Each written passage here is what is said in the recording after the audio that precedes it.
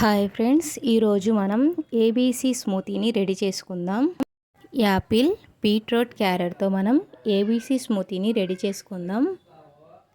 ఈ juice ready చేసుకోవడానికి ఒక యాపిల్, బీట్రూట్ని హాఫ్ తీసుకున్నానండి. అలాగే మీడియం సైజ్ క్యారెట్ ఒకటి, 4 ఖర్జూరాలు, అలాగే 2 స్పూన్ల తేనె.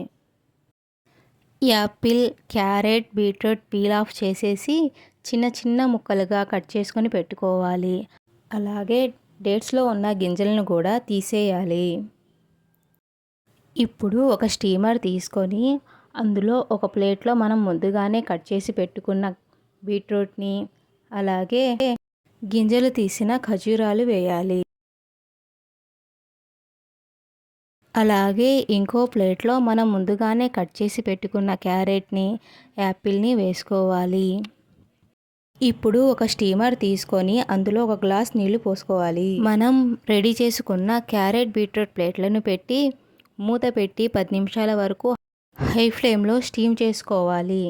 స్టీమ్ చేసుకోవడం వల్ల క్యారెట్, బీట్రూట్ స్మెల్ అనేది అసలు ఉండదండి. చిన్నపిల్లలు కూడా చాలా ఇష్టంగా తాగుతారు. ఇలా స్టీమ్ చేసి పెట్టుకున్న క్యారెట్, బీట్రూట్, యాపిల్, డేట్స్ని మనం మిక్సీ జార్లో తీసుకొని 2 స్పూన్ల తేనె, అలాగే హాఫ్ గ్లాస్ పాలు పోసి మిక్సీ పట్టాలి.